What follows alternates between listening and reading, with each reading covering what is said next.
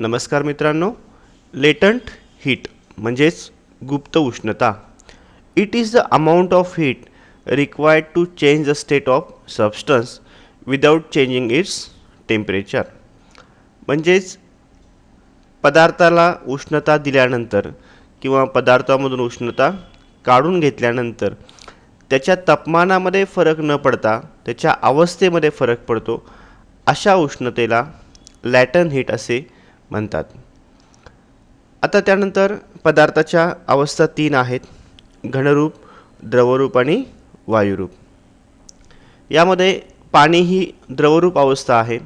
ज्यावेळी आपण पाण्यामधून उष्णता काढून घेतो त्यावेळी त्या पाण्याचा काय होतो? बर्फ होतो. आणि ज्यावेळी पाण्याला उष्णता देतो त्यावेळी त्या पाण्याचं काय होतं? वाफेमध्ये रूपांतर होतं. आता पाण्याचा फ्रीजिंग पॉईंट जो आहे म्हणजे गोठणबिंदू जो आहे तो 0 डिग्री सेल्सिअस आहे. आणि पाण्याचा बॉइलिंग पॉईंट म्हणजे उत्कलन बिंदू जो आहे तो 100 degree centigrade at atmospheric pressure. त्यानंतर different types of latent heat. आता यामध्ये पहिली जी आहे ती latent heat of fusion. 0 degree सेंटीग्रेडच्या बर्फाचं 0 डिग्री सेंटीग्रेडच्या पाण्यामध्ये रूपांतर करण्यासाठी जी उष्णता द्यावी लागते तिला आपण काय म्हणतो? लॅटंट हीट ऑफ फ्युजन असं म्हणतो.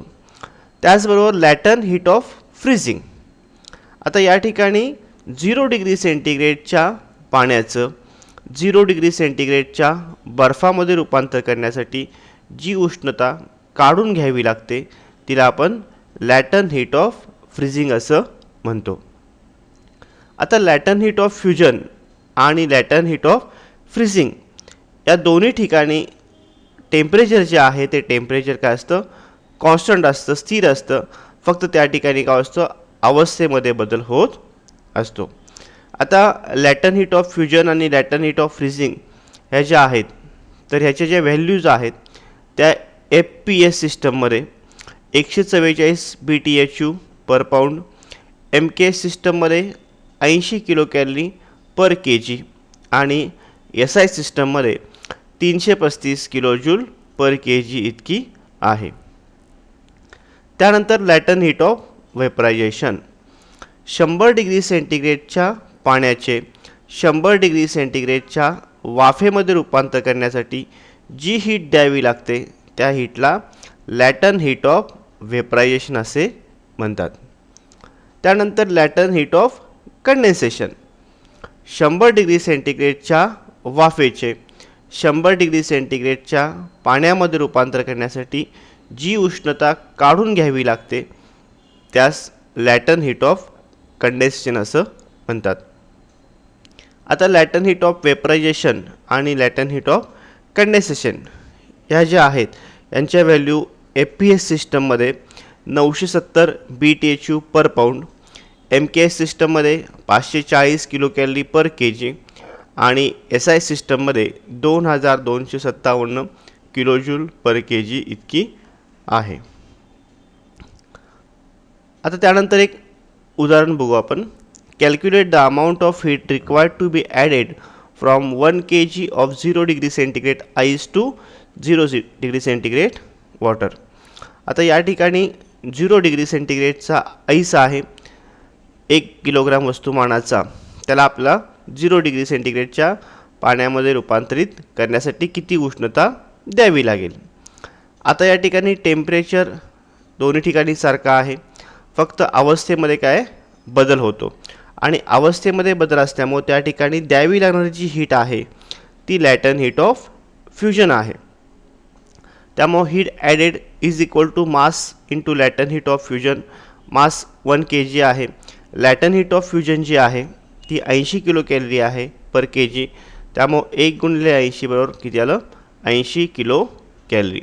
म्हणजेच या ठिकाणी 0 डिग्री सेंटीग्रेडच्या 1 किलोग्रामाच्या वस्तुमानाचा जो आईस आहे त्याला 0 डिग्री सेंटीग्रेडच्या पाण्यामध्ये रूपांतर करण्यासाठी 80 किलो कॅलरी इतकी उष्णता द्यावी लागणार आहे.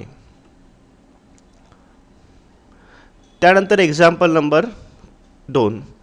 Calculate the amount of heat required to be added from 1 kg 100 degree centigrade of water to 100 degree centigrade steam.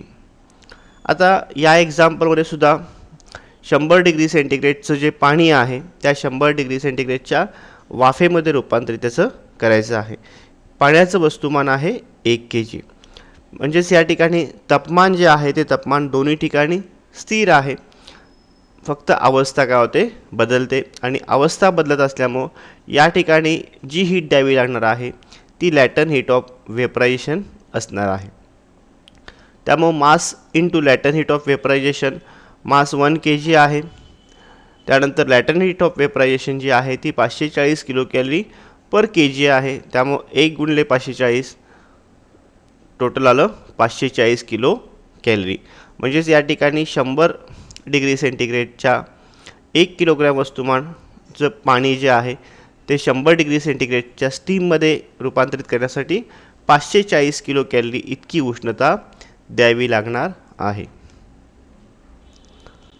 आता त्यानंतर example number 3. Calculate the amount of heat required to be added from 10 kg of 0 degree centigrade ice to 10 degree centigrade water. आता या एक्झाम्पलमध्ये 0 degree सेंटीग्रेडचा 10 किलोग्रॅम वस्तुमानाचा ice आहे, त्याचं आपल्याला 10 डिग्री सेंटीग्रेडच्या पाण्यामध्ये रूपांतर करायचं आहे. आता या ठिकाणी तापमानामध्ये सुद्धा फरक पडलेला आहे आणि अवस्थेमध्ये सुद्धा पदार्थाचा फरक पडलेला आहे. आता आपण स्टेप फर्स्ट पहिल्यांदा करू की 0 degree centigrade ice to 0 degree centigrade water.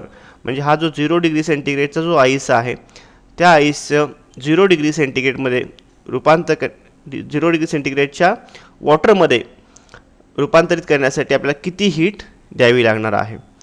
तर ह्या ठिकाणी तापमान जे आहे ते तापमान स्थिर आहे, फक्त अवस्था बदलते. त्यामुळे त्या ठिकाणी जी हीट असणार आहे, द्यावी लागणारी हीट जी असणार आहे ती लॅटन हीट ऑफ फ्युजन आहे.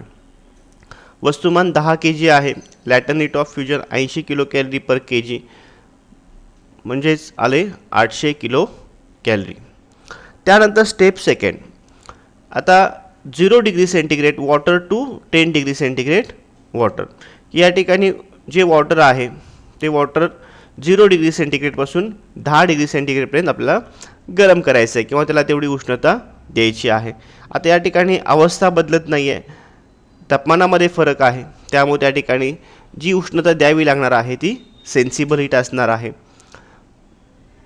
मग sensible heat is equal to mass into specific heat of water into change in temperature.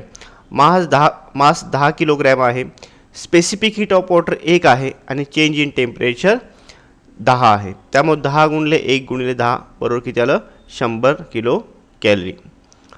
आता टोटल हीट की पहिल्यांदा आपण 0 डिग्री सेंटीग्रेडच्या बर्फाचं 0 डिग्री सेंटीग्रेडच्या वॉटरमध्ये रूपांतरित केलं, त्यासाठी लॅटन हीट द्यावी लागली. आणि त्यानंतर 0 डिग्री सेंटीग्रेडच्या वॉटरचं 10 डिग्री सेंटीग्रेडच्या वॉटरमध्ये रूपांतर केलं, त्यासाठी सेन्सिबल हीट द्यावी लागली. म्हणजेच total heat is equal to latent heat plus sensible heat. Latent heat आहे 800 किलो कॅलरी आणि सेन्सिबल हीट आहे 100 किलो कॅलरी. एकूण जी आहे ती 900 किलो कॅलरी. थँक्यू.